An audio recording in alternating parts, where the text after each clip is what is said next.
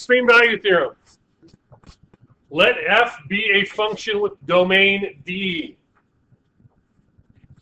Then f of c is the absolute maximum on that domain if, and what does if mean? If and only if f of x is less than or equal to f of c for all x in D, or an absolute minimum on the domain if and only if f of x is greater than or equal to f of c for all x in the domain.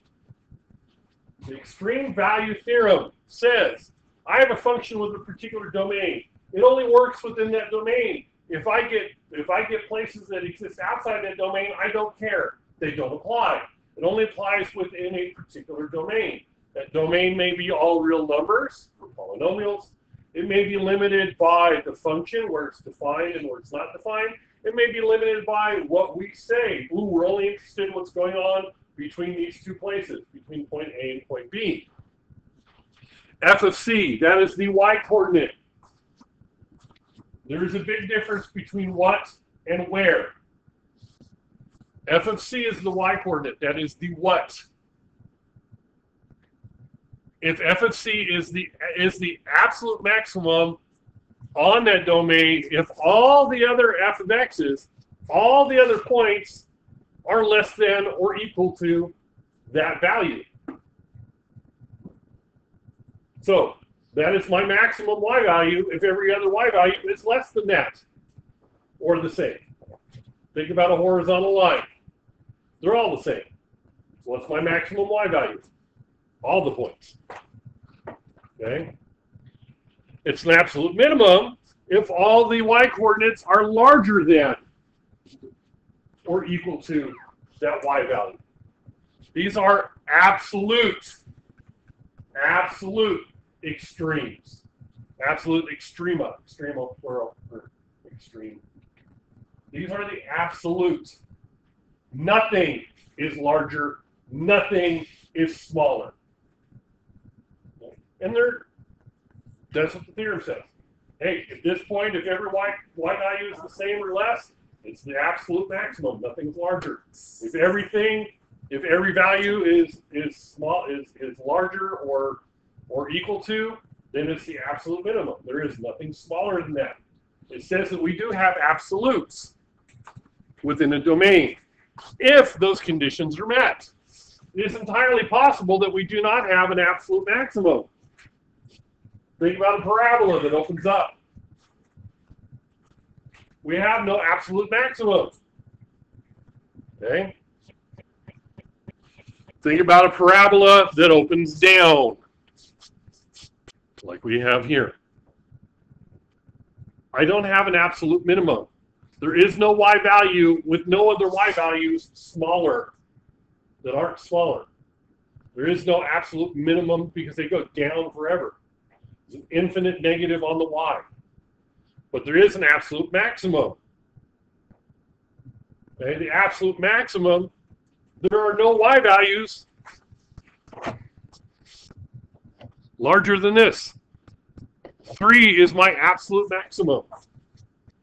Where does my maximum happen? At x equals 0. Okay. Two things. This is extremely important. We're going to be discussing this and doing this an awful lot. Get it through your head right now. Get it planted in that brain. Where is the x coordinate? What is the y coordinate? Where is my minimum? At x equals 0. Where's my maximum? At x equals 0. What is my maximum? Y equals 3. Where takes place at 0? What is 3? Big difference between the two. If they ask for where, they want the x coordinates. If they ask for what, they want the y coordinates to go with it. And there's a big difference between the two. We're going to be able to find the where first and then find the what to go with it later, for the most part. We're going to spend a lot of time looking for the where things happen. Okay. On the second one, notice it is a closed interval. It has endpoints. If it didn't have endpoints, it'd be a slightly different story. But it has endpoints. Do I have an absolute minimum? Yeah. My absolute minimum is what? -1. It's a sine function. What's the absolute smallest the sine function would be? My minimum is -1. Where does that -1 happen at? Well, right here, it happens at -π/2. Do I have an absolute maximum? Yeah, my absolute maximum is 1, and it happens at +π/2. What if I did not have on this function? What if my domain was all real numbers? My domain was not limited to a particular interval. Would my max and min change? No, because of this particular function, my max and min would still be -1 and +1. However, where would they happen? Well, it happened here and here and here and here and here and here and here and here and here. Basically every odd π/2, we would have a maximum. We would have a minimum. Okay, and that's kind of that's where that goes. So you can have more than one. An absolute maximum can happen more than once. An absolute minimum can happen more than once. It can take place several times within a function, depending upon that function. But there is no point higher than that. It's just that same height repeated several times. The same minimum repeated several times. That can happen. It's entirely possible that the absolute maximum is repeated. It's just the same one. It's the same absolute maximum every time with the same absolute minimum every time. It's odd that that happens. Trig functions are pretty much the only time that happens. One of the nice things about trig functions is they repeat themselves. Okay. When I was having my issues, I talked about getting good sinus rhythm, and absolutely nothing to do with my nostrils. It's all about the sine function. That's what your heartbeat is. That's why they call it a sinus rhythm, because it's a trig function. It repeats itself. Okay. Now to the page we actually were on. The extreme value theorem. If f is continuous on a closed interval, this is important. If it's on a closed interval, you are guaranteed to have a maximum minimum. On a closed interval, you are guaranteed to have an absolute maximum and an absolute minimum. Bless you. If it's not a closed interval, you're not guaranteed. Think about a straight line that is not horizontal. It goes on forever up, it goes on forever down. But if I put ends on it, I have absolute max mins. But if I don't have endpoints, I don't. The only time I'm guaranteed to have an absolute maximum or an absolute minimum is if I have endpoints. Do not forget the endpoints. Yes? What if it is the horizontal? Horizontal line and the max and min are the same value. Oh. Yeah, it's a unique situation. But it is entirely possible that your absolute maximum and your absolute minimum are the same value. That only happens with a horizontal line. That's why I said non-horizontal lines go on forever, do not have an absolute max or min. They have endpoints, you're guaranteed. Any function with endpoints. It might be the endpoints. It might be somewhere in between.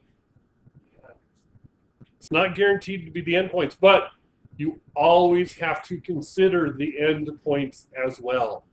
Do not forget the endpoints. You have to try them. See if they're your max or min. Okay. Local extreme values.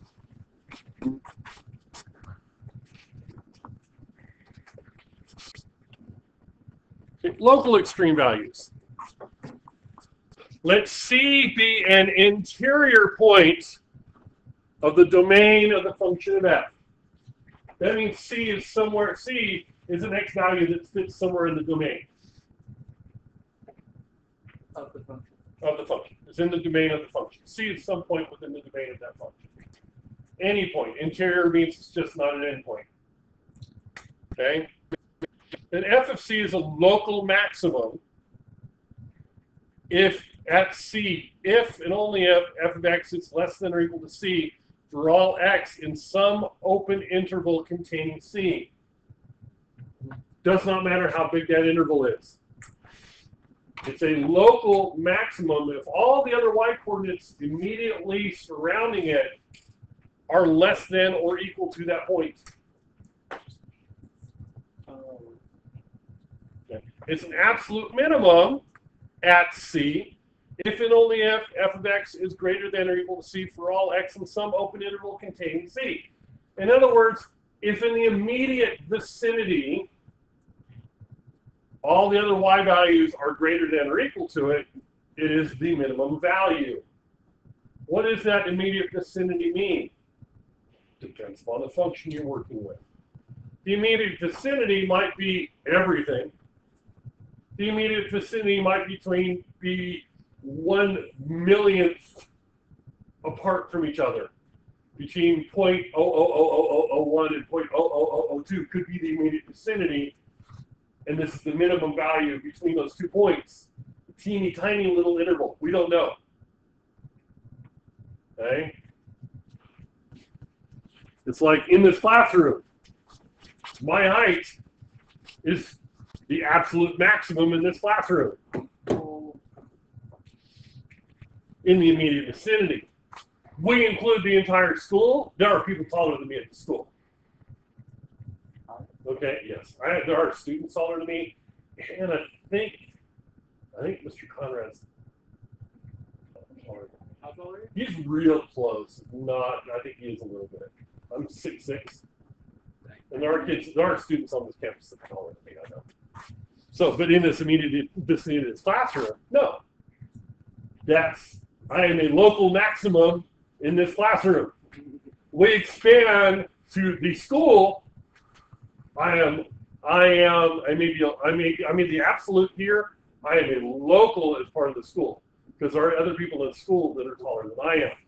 I count as an absolute if I limit my domain to here, but I'm a local one because in my immediate vicinity I'm the tallest one, but within the school I am not the absolute. There's a difference between absolute maximum and local maximum, absolute minimum and local minimum. Now, when we find them, you will be able to determine which one's the absolute by comparing all the local ones. Okay. Nice little graph to kind of explain what's going on. This one has endpoints. This is my absolute minimum because it is the lowest point on the graph. However, I do have a local minimum here and a local minimum at the other endpoint. I have my absolute maximum here, but here is a local maximum. So in the immediate area surrounding this point, it's the largest point. In the immediate area surrounding this point, it's the lowest point. In the immediate area, is this the lowest point overall? No, that one is. But within the area here, it is the minimum value. It's the local one. Yes. And then how did you say you determine what is considered like the immediate area? Depends.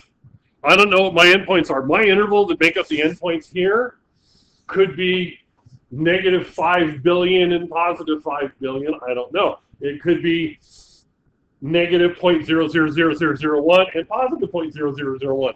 I have no idea.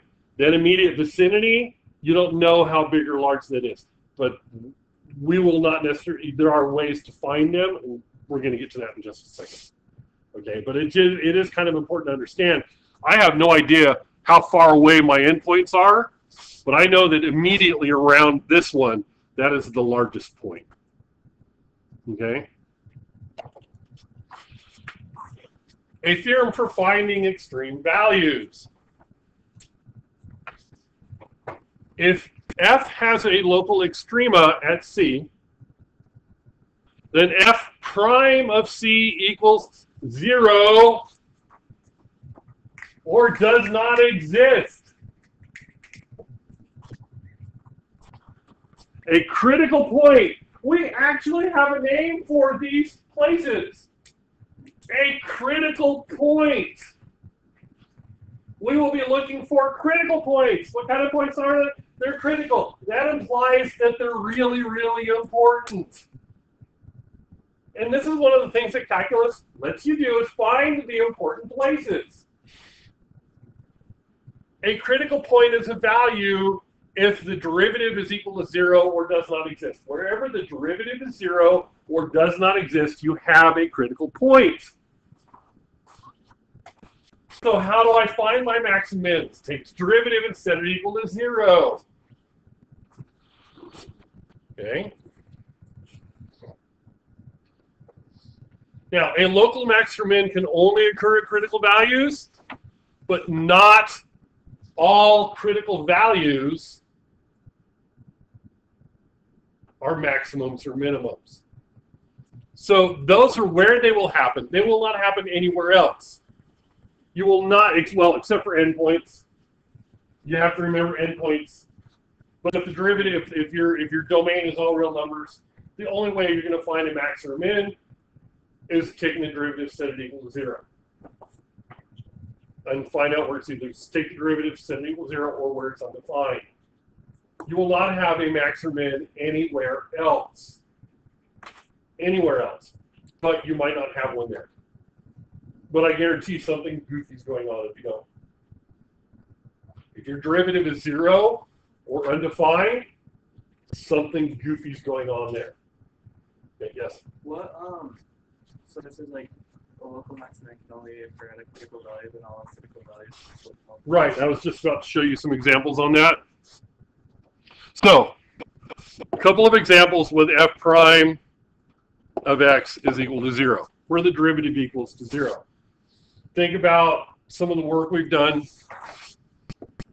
Okay, at this point here, the derivative is equal to 0 because I have a horizontal tangent line that is a maximum. A minimum work the same way.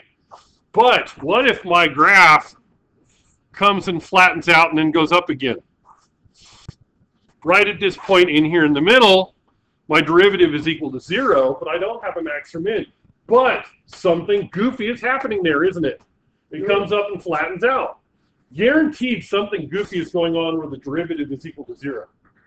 It may not be a max or minimum, it might be something else, but something's going on there. Something's going on there. It flattens out. Something's happening at that point. Guaranteed.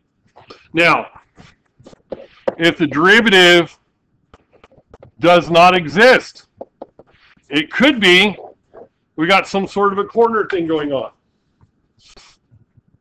In which case we have an absolute maximum there, right? It is entirely possible, and we do have a maximum there. But another possibility is if it comes down and I have a horizontal tangent line here in the middle. Sorry, a vertical tangent line. What is the slope of a vertical line? It doesn't exist. So if I have a vertical tangent line, that means the slope doesn't exist, which means the derivative doesn't exist. It's not a maximum or a minimum, but something goofy is happening there. So with the upside down, It could later. Remember, this is just in the immediate vicinity. Something else might be going on somewhere else. That would be a local maximum there. That would be a local maximum because in the immediate vicinity of the peak, it's a maximum. Might be the absolute maximum, might not be depending on what else is going on. When you have, well, actually, I think we've got a couple of them coming up kind of goofy like that way. But if you have cusps, so those are another one where something really goofy is happening. May or may not be a maximum depending on what's going on, because something's going on there. And I guarantee if you have a derivative equal to 0 or undefined, you've got something going on there. Something is happening. It's an important thing. That's why they're important places. That's why they are critical points. Now, these two are examples where the derivative is equal to 0. Those two are examples where it does not exist. There are other examples. Sometimes the derivative doesn't exist where you have an asymptote. So would those still be critical values? No. This would be that, well, yes, they're critical points, Yeah. but they're not max or min necessarily. Critical point, critical point, critical point, critical point. Something goofy is going on there. Okay. So the derivative will be equal to 0 or undefined at those points. Something's happening. We'll find out whether it's a max or min. And there are ways of telling whether things are max or mins. And we'll get more into that as we progress through this chapter. Okay. Find the absolute maximum on the interval from -1 to 1 of the function f of x equals e to the negative x cubed. Step number 1, take the derivative.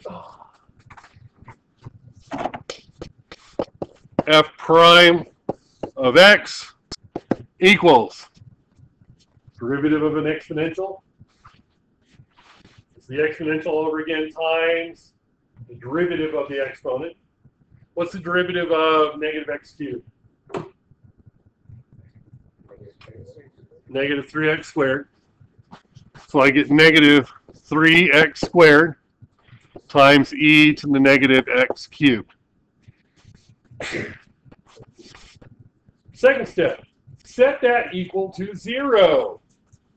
Find out where it's equal to 0 or undefined.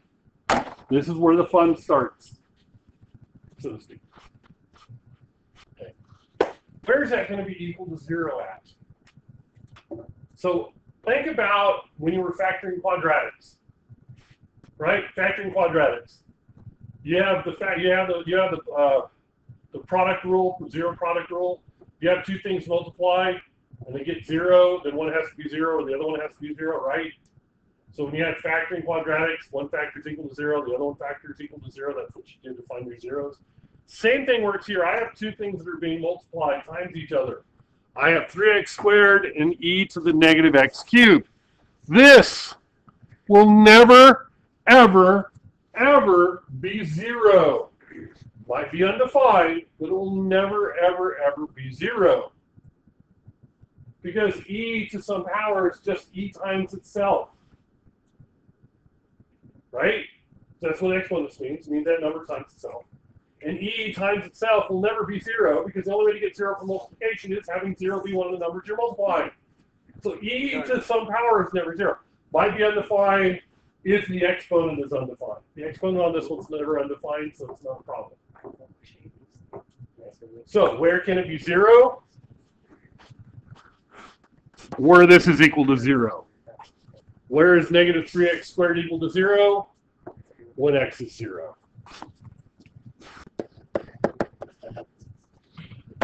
That is my critical point. X equals 0 is my critical point. It's my only critical point. Okay? Now, what are my values that I have to check for looking for max or min? I have to check my critical point. I have to compare that to other values I get. My other places I have to check, and this is important. Okay, solutions and values where are undefined are critical points. So my critical point is x equals 0. To tell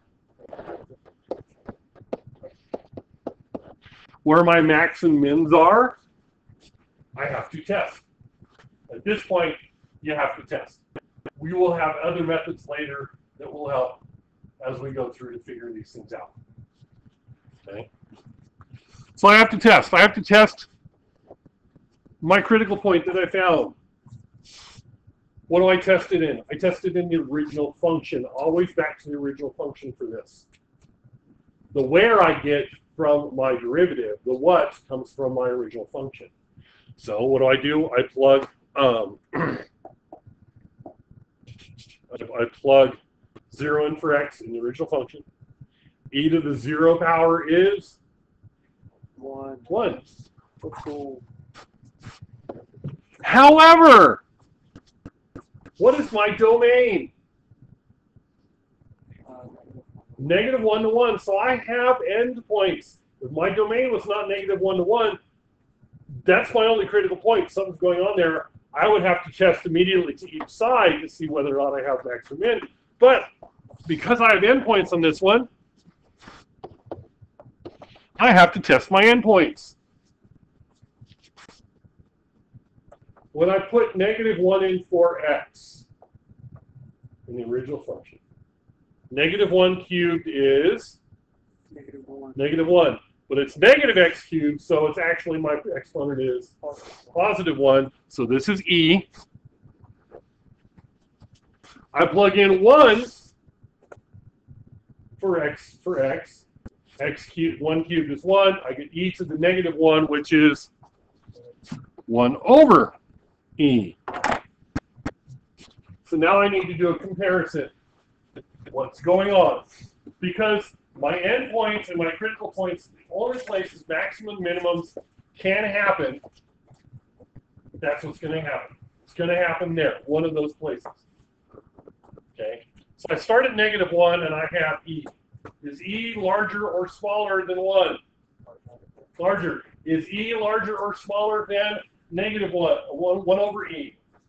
Larger, because e is about 2.73. You should kind of know what that is for comparison purposes. We want to use exact values. I will use pi. I will use e. I will not use the decimal approximations. But you should know what it is for comparison purposes. E is about 2.73. So my absolute maximum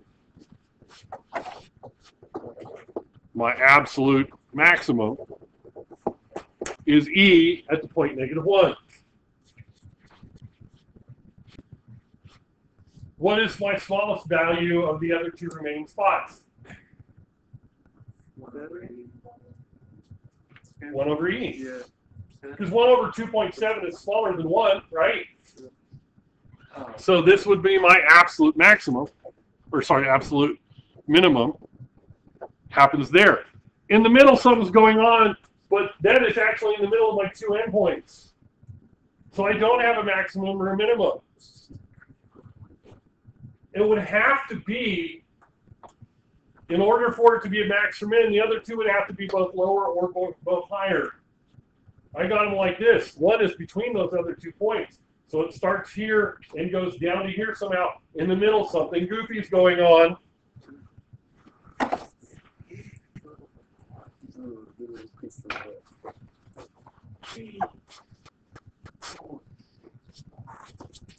In the middle, something goofy is going on.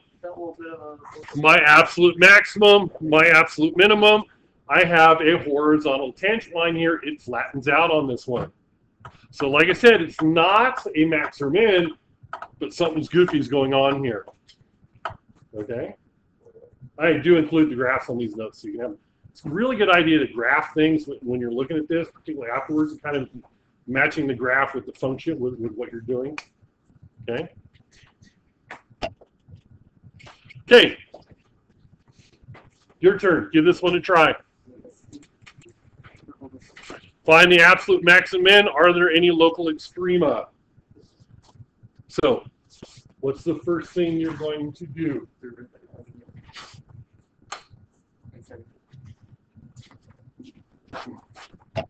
Get going on this. So your first step, actually, before you take the derivative, is rewrite it.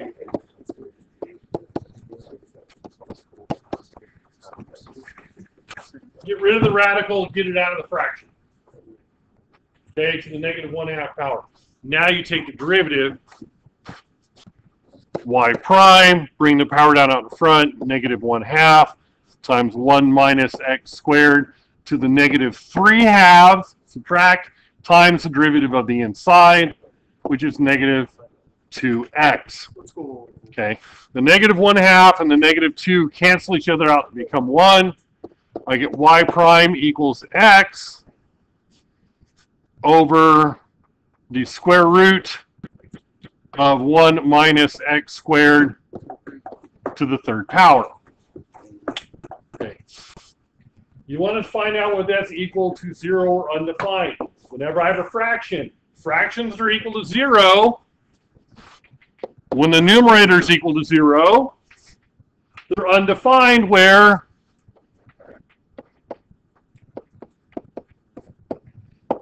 the denominator is equal to 0. So it's nice. You don't have to look at the whole thing at the same time whenever you have fractions when you're doing this part. Set the numerator equal to 0. Set the denominator equal to 0. It's equal to 0 in the numerator. It's 0. It's undefined when the denominator is 0.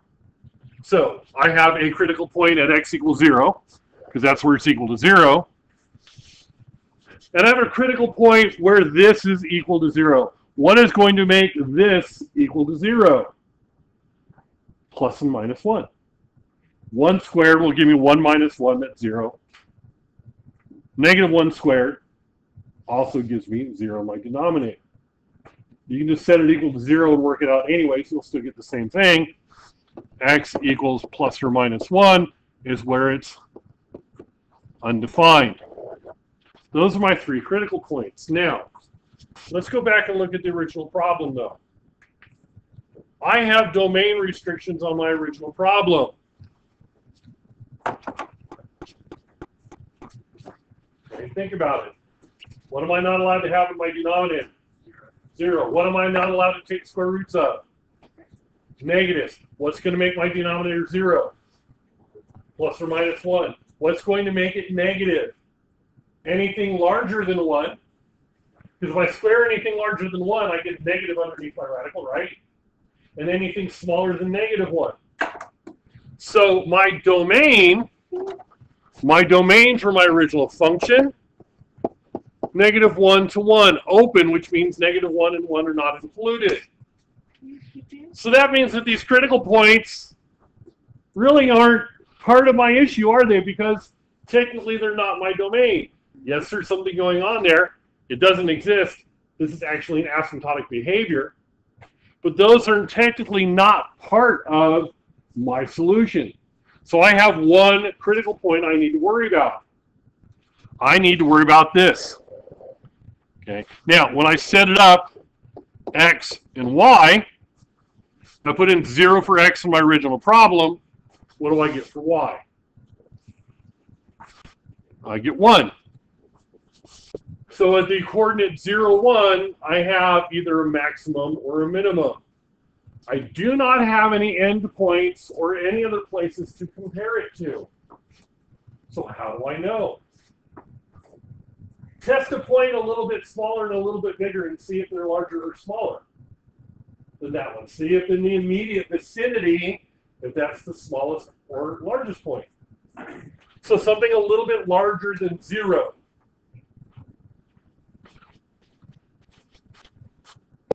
Point 1. If I put 0.1 in the original problem, I get 0.01. 1 minus 0.01 is 0.99. Square root of 0.99, is that more or less than 1? It's less than 1. 1 divided by a number less than 1, is that more or less than 1? It's more. So this is greater than 1. And if I do the same thing and put in negative 0.1, it's the same thing as I square it. It's greater than 1. So is this a maximum or a minimum? It's a minimum because in the immediate vicinity, everything else is bigger. Right? In the immediate vicinity, everything else is larger. This is a maximum.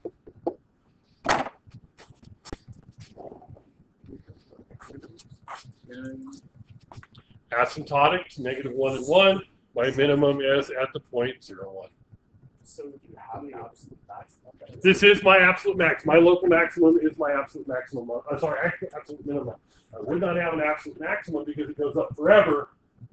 It's actually asymptotic. Y goes on to infinity. So there's no absolute maximum. There is an absolute minimum.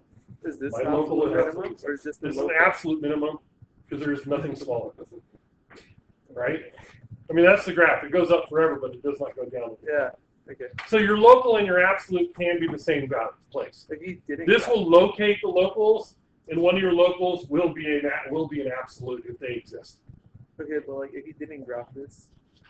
If you didn't graph it, you'd know that that's like the absolute. yeah, because all you got was one critical point. All you got is one possibility. Sorry, I didn't mean maximum. I meant minimum. My bad on this one. I'm sure this is what's confusing, right? Sorry, my bad. Absolute minimum. My bad. My bad on that one. So, but this is an important point to make. I have one critical point. I have no endpoints because it's an open interval. There are no endpoints. Endpoints only happen with a closed interval. This is an open interval. No endpoints. One critical point. If anything's going to happen, it's at that critical point. If that one critical point gives me a minimum, it's my absolute minimum. If that one critical point gives me a maximum, it's my absolute maximum. If I only have one, that's it. If I don't have endpoints, that's what I've got. whatever those things are. On a cubic, if my cubic domain is all real numbers, I don't have endpoints, and it's your typical one that does that hump thing in the middle, I don't have absolute max or min, but I do have two local ones. Now, if I have endpoints, it might be different. I've got one critical point. If it's a max or min and there are no endpoints, it's my absolute max or min. Okay?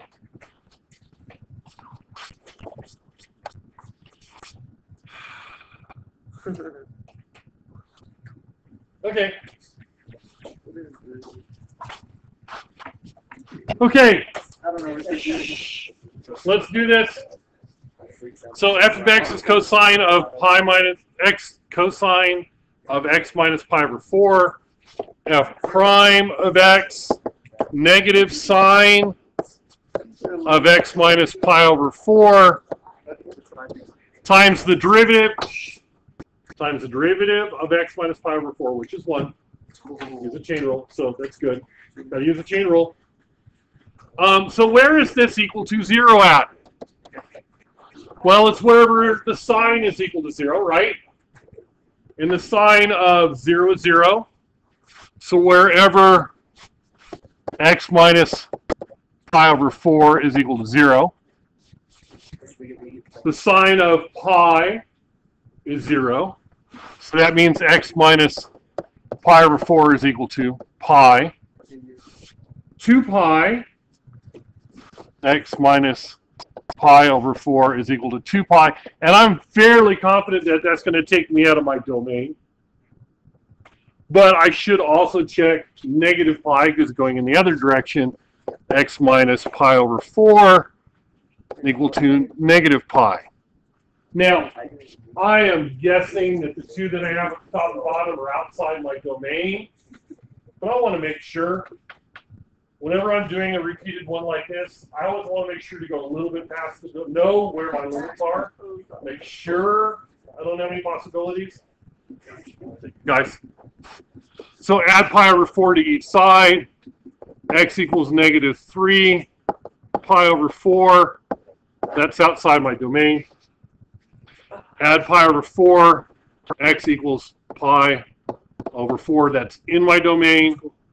Add pi over 4, x equals 5 pi over 4, and that's the endpoint of my domain, so I know I'm not going to have to worry about that one. Wait, how are you going to do this? Where is sine equal to, where is the sine equal to 0? The sine of 0, the sine of pi, the sine of 2 pi, and what I do is I take what goes in here, because the sine of pi is equal to 0. So I set this equal to pi. The sine of 0 is 0, so I set this equal to 0. But how was your first one negative 3 pi? I add pi over 4 to negative pi. What do I get? I get negative 3/4 pi, which is outside my domain. Oh, okay. Okay? So, what are my critical points? My critical points are pi over 4. And I got one at 5 pi over 4 as well, which is also an endpoint.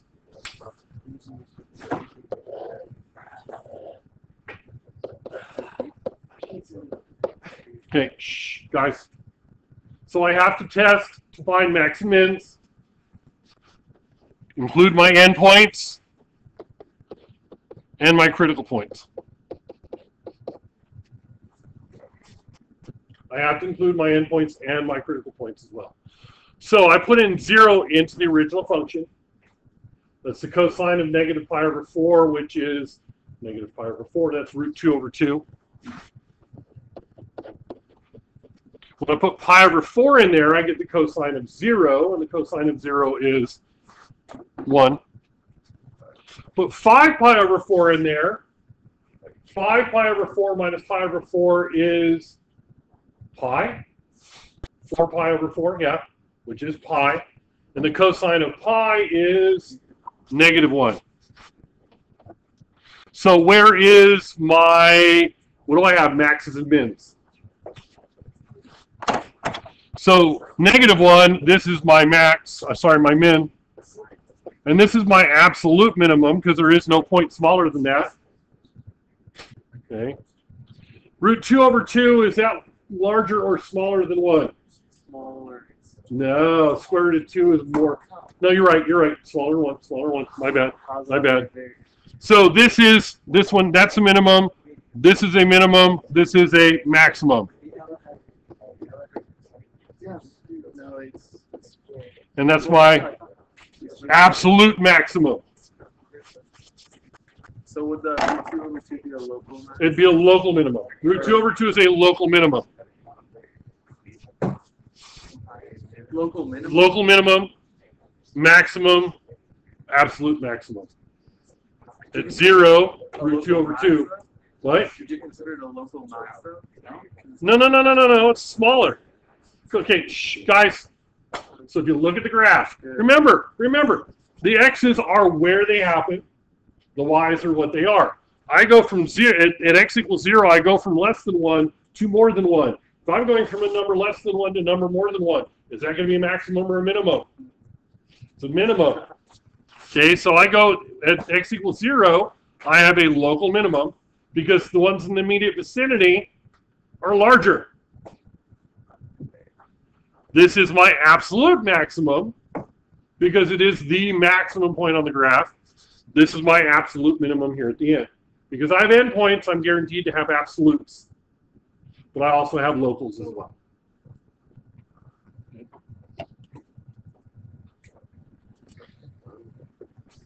Okay, your turn. I like these. Save the easy one for last. F prime of x is equal to 3x squared minus 6x plus 3. Set that equal to 0. Divide everything by 3, because I can do that because it's equal to 0. Divide everything by 3. X squared minus 2x plus 1 is equal to 0. X minus 1 squared equals 0. X equals 1.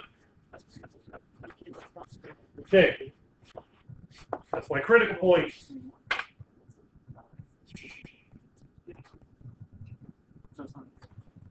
Is that a max or min? Well, let's kind of take a think and look at what we've got going on here. We've got a cubic equation, right? So the cubic equation goes on forever up one way and on forever down the other way. Because there's no endpoints. My domain on this one's all real numbers. So is it possible to have numbers smaller or larger than this when I plug it into the original equation? Yes, but in the immediate vicinity around it, what's going on? This is one where you look at it logically. You go, hey, wait a minute. I got this going on. I might have this going on. I can have one of these two things, but I cannot have something else. If I've got this going on, I've got a local min and a local maximum, but no absolutes. If I've got something like this going on, it's entirely possible. What's going on? How many roots is this? It's a double root. Why is it called a double root? Because it's part of a perfect square. It's a double root. It's part of a perfect square. If your roots, if one of your factors has an exponent on it, it's a double root or a triple root or something like that. This is a double root. This root happens twice for that quadratic. This is neither a maximum nor a minimum. This is neither a maximum nor a minimum. This is one of those places where something goofy's going on.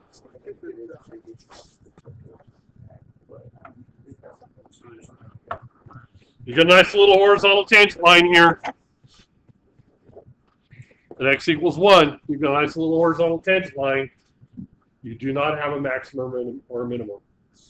Now, if you wanted to, yeah, this is a critical point. It is critical. Something important's happening there, but it's not a maximum or a minimum. Now, I figured that out logically, but what you could do is you could set up a table with x and f of x, plug in 1, plug in something slightly smaller and something slightly larger and compare them in the original function, and guess what? You would not have in the immediate vicinity larger, having it be larger than both of them in the immediate vicinity or smaller vicinity. Okay? Being able to look at the graph will be very helpful during a lot of the stuff you're doing in here. Desmos works really good for this, and you can do them on your phone. Your graphing calculators will also do well, but the features on Desmos are so much better than the graphing calculators for the most part. Unless you're spending $150 to $200 on a graphing calculator that has a nice colored picture on it. I would not do that. I got a $50 graphing calculator that does everything I need and then something. Okay, personally.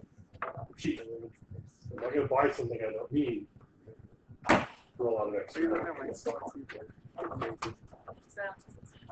Yeah, basically I spend what I can afford,